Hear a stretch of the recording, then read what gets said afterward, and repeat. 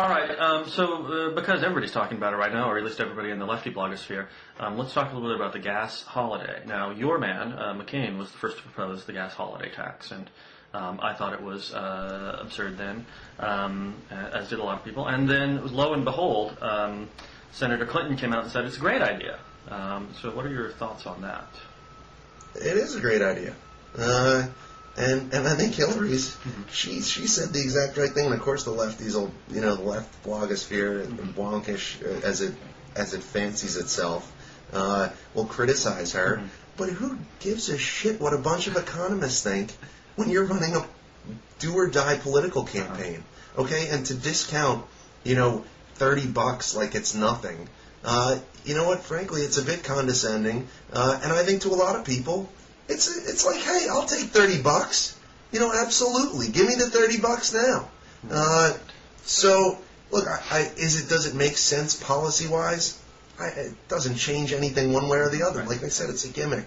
But the idea that somehow she should be in agreement with economists rather than her base of blue collar white people who could care less about what the impact is on global warming, or it's such a lunatic idea that somehow she should, because she says I don't care what the economists think, that's the wrong thing to say. That's exactly the right thing to say. Right. I mean, I guess I have a slightly higher appreciation of her base than you do. I mean, I think that they know that $30 is pretty much $30 over the course of 3 months, and I think some of the economists even worked that out and said it doesn't even come to $30 over 3 months. That they have sort of worked out that this is pretty trivial. And a pretty, what was the word that, the word you used, a pretty condescending way to approach the problem, right? The idea that, that blue, or working class, blue collar, white voters are going to be dumb enough to fall for, buying them off for $30, over the course of 3 months strikes me as being remarkably condescending. They'll take their $30. I'm just saying, what's the long-term solution that she's going to apply right now in the next 3 months to help them out? I mean, what's the solution that's actually going to do more than give them $30? Well, I don't think there is, right? I think that's the problem, right? That these are all long-term issues. But I guess the difference is that I think people understand that. I think people understand that simply eliminating gas or making a gas tax holiday for 3 months and awarding them $30, which probably won't even amount to $30, is not a way of solving the problem. And but is it good politics? No, I don't think it's good politics, because I think that not only economists and not only lefty blogosphere types notice that this is pandering, right? I mean, I think that the blue collar people, working class people, understand that this is pandering as well. People love to be pandered to. They may love to be pandered to. I just fundamentally disagree. Mm-hmm. People like to be pandered to. People like to be given money, saved a couple bucks. People like it when you take a tax off. Right. I just don't see how this plays poorly. No one's going to think, she's not really addressing the serious issues. This is condescending to them, right? This is saying, all you need is $30. Give me your vote and I'll give you $30, right? I won't solve your problems. I won't, do anything serious about this, but I will give you $30, right? There's nothing serious to be done. She's doing what Right. There is nothing serious to be done, which is what the Obama campaign has come back with, right? That this is pandering, that this is silliness. And, overall, first, I don't think it's really going to... I don't think it's going to transform the dynamic in either Indiana or North Carolina. But second, I think that I don't think it's going to help her at all. I don't think, in fact, overall, I think it's going to hurt her. Because I don't, we say people love to be pandered to, people love the $30, but I think they also want to have problems taken seriously, and I don't think this is what Clinton is doing right now, and I think they know that. I mean, there's no serious solution to gas prices. Look, I wish they would all say, "Hey, we're going to tap Anwar." That'd be a good start. But beyond starting, drilling oil wells in a bunch of wildlife preserves and off the coast of Florida and places like this. I mean, what's the solution? What's the serious solution that Obama's going to come up with? Well, one solution would be, not to invade countries like Iraq and thus drive up the price of oil. But that die is cast, right? You can't do anything about that now.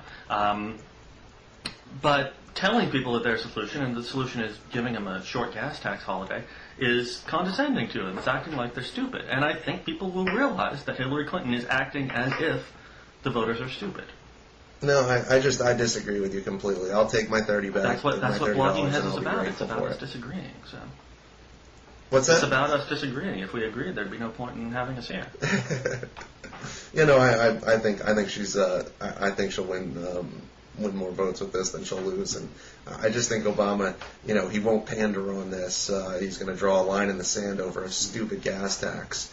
It just strikes me as, of all the things Obama needs to do a little more pandering. I think he's making a big mistake on this. Not a big mistake, but I don't see what the sense is. I don't think anyone's going to sit around and say, oh, he's on the side of the economists, so he's really on to something there. So here's an extra $30. Right.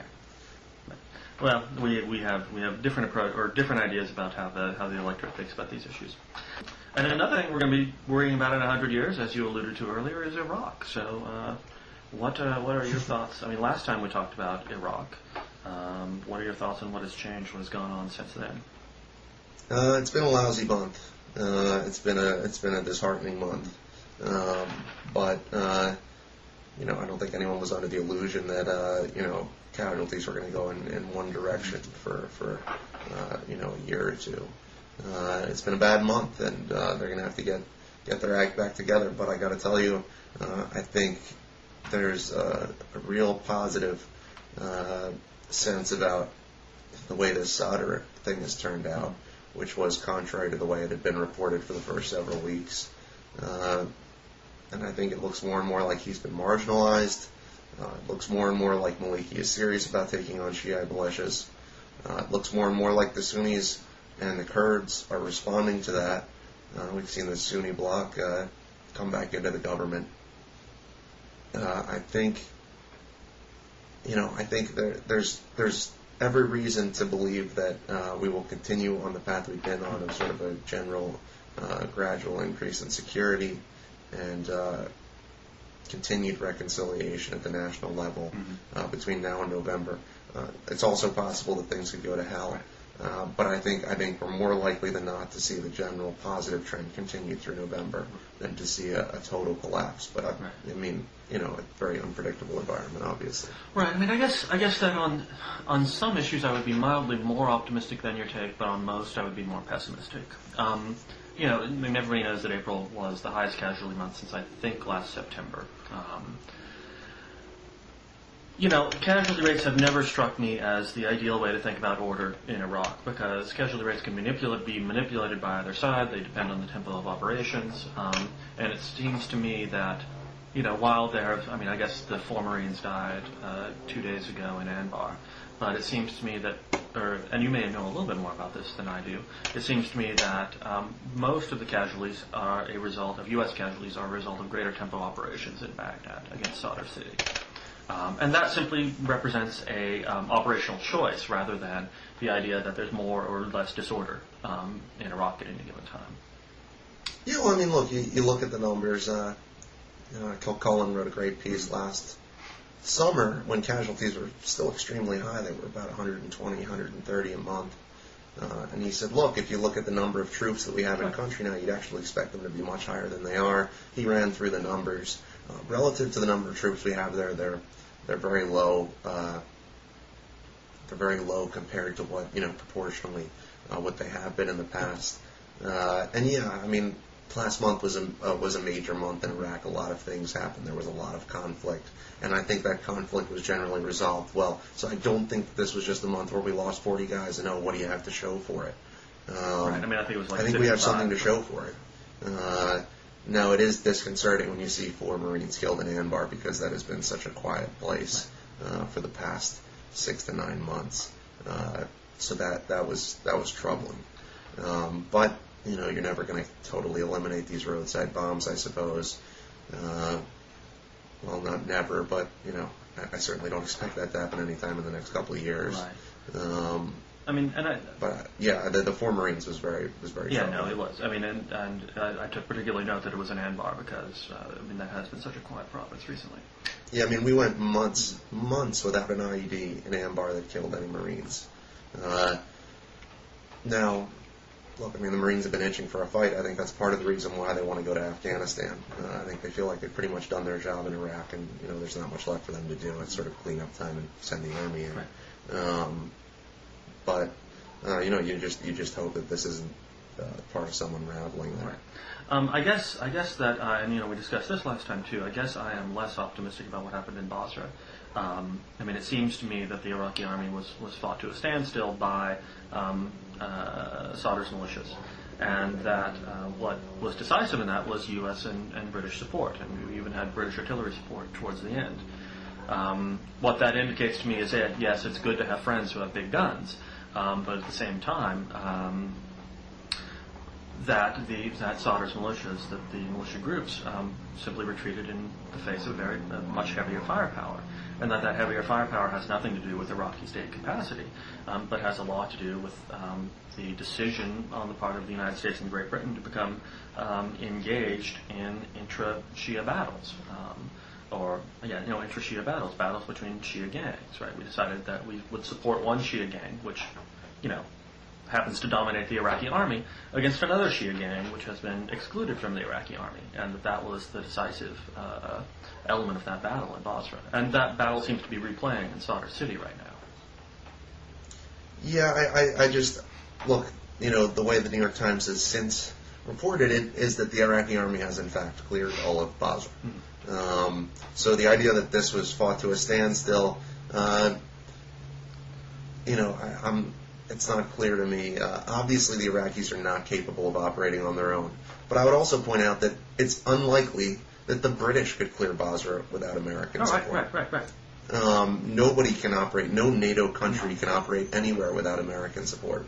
Is basically the case. But the British don't. But the British don't have to.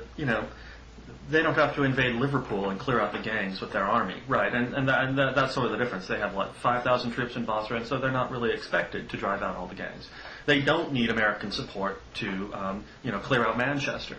The Iraqis do need American support to clear out what should be one of the easiest cities to clear out, right? A city that is in the Shia heartland, that's extremely important in Shia politics, and that when you have a Shia-dominated army and a Shia-dominated government, right? This is an easy case, or it should be an easy case for the Iraqi army, and we didn't see it be an easy case for them.